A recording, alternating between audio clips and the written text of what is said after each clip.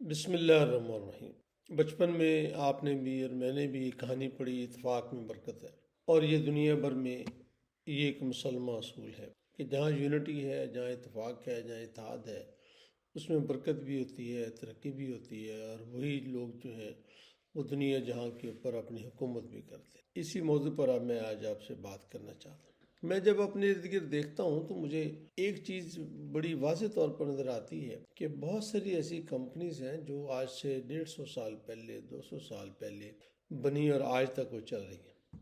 آپ کسی جگہ بھی چلے جائیں، وہ کپڑوں کی بھی ہو سکتی ہے، جوتوں کی ہو سکتی ہے، گاڑیوں کی ہو سکتی ہے۔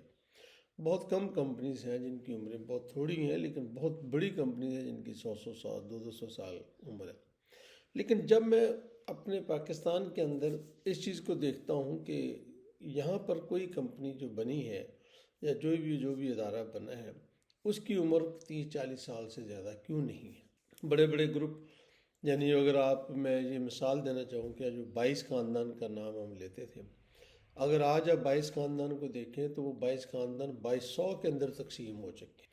ہر کمپنی جو ہے اس کی عمر جو ہے وہ ایسی چند سال ہے، جیسے ہی والدین کی یا ان لوگوں کی جنہوں نے وہ کمپنی بنائی ہوتی ہے وہ ختم ہو جاتے ہیں دنیا سے، بلکہ ان کی موجودگی کے اندر ہی بہت زیادہ تقسیم ہو جاتی ہے۔ اور جب وہ کمپنی تقسیم ہوتی ہے تو اس کی طاقت بھی ختم ہو جاتی ہے۔ جب وہ طاقت ختم ہوتی ہے تو پھر اس کی ترقی کی رفتار بھی کم ہو جاتی ہے۔ ایسا کیا ہمارے معاشرے میں ہے کہ ہم کیوں نہیں ایک کمپنی کو دیر تک چلا پاتے؟ کیوں نہیں وہ اس چیز کو اپنی اگلی نسلوں تک لے کر جا پاتے؟ آپ نے جب اس پہ غور کیا ہوگا، اگر آپ کریں تو آپ کو چند باتیں سامنے نظر آئیں گی۔ پہلی بات یہ ہے کہ بھی جو لوگ اس طرح کے متحدہ کام کو یا مشترکہ کام کو چلاتے ہیں، وہاں پہ ایک یونٹی آف کمانڈ تو ضرور ہوتی ہے۔ کوئی نہ کوئی ایک آدمی ہوتا ہے جو اس کا سربراہ ہوتا ہے، وہ چیئرمین ہے، وہ بورڈ آف ڈائریکٹر کا چیئرمین ہے، وہ مینیجنگ ڈائریکٹر ہے، وہ صدر ہے، وہ کچھ بھی آپ کہہ سکتے ہیں، وہ موجود ہوتا ہے، اور پھر اس کے نیچے سب لوگ چلتے ہیں۔ یہ اس کی پہلی شرط ہے۔ دوسری شرط یہ ہے کہ وہاں پر ایک انصاف نظر آتا ہے۔ ہمارے ہاں میں نے جب بہت سارے جگہوں پہ دیکھا کہ بھی آپ دو بھائیوں نے یا دوستوں نے کام شروع کیا تو وہ ایک ہی نسل میں ختم کیوں ہو گیا؟ اس نے کہا جی جب وہاں پہ ناانصافی ہونا شروع ہوگی تو میرا خیال تھا کہ بھی اب ہمیں علیحدہ ہو جانا چاہیے۔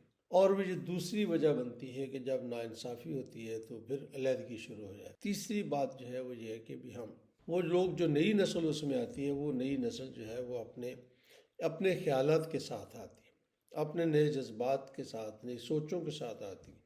اور جو پرانے لوگ اس میں کام کر رہے ہوتے ہیں وہ نہیں سمجھتے کہ بھی ہم پرانے طریقوں کو چھوڑ کر نئے طریقوں کو اپنائیں، اور پھر اس میں ایک کانفلکٹ پیدا ہوتا ہے، اور اس کانفلکٹ کے نتیجے میں پھر ڈس انٹیگریشنز ہوتی ہیں اور چیزیں الگ الگ ہو جاتی ہیں۔ تو کیا یہ ممکن نہیں ہے کہ ہم اپنی کوئی کمپنیز بنائیں ایسی جس کو ہم دیر تک چلا پائیں؟ آج بھی پاکستان کے اندر جتنی بھی بڑی پاکستان بیس کمپنیز ہیں، وہ پبلک لمیٹڈ ہیں، وہ اسٹاک ایکسچینج میں رجسٹرڈ ہیں، وہ موسٹلی کہ نہیں بلکہ میں یہ کہوں گا کہ 100% جو ہیں وہ ایک بزنس کمپنیز ہیں۔ وہ ایک فیملی کمپنیز ہیں، اسی فیملی کا، اسی خاندان کا اس کے اوپر اثر رسوخ ہوتا ہے، اور ممکن نہیں ہے کہ اگر یہ خاندان جب ختم ہوگا تو سب کو ختم ہونا ہے تو اس کے بعد بھی یہ سلسلہ جو ہے وہ چلتا رہے۔ ان کی داستان بھی اسی طریقے سے ہو جائے گی جیسے 22 خاندانوں کی داستان آج میرے سامنے ہے، جو صرف آج سے 40 سال پہلے محبوب الحق نے اس کا نام لیا تھا، اور 40 سال کے بعد وہ 22 کی بجائے 2200 میں کنورٹ ہو گئے۔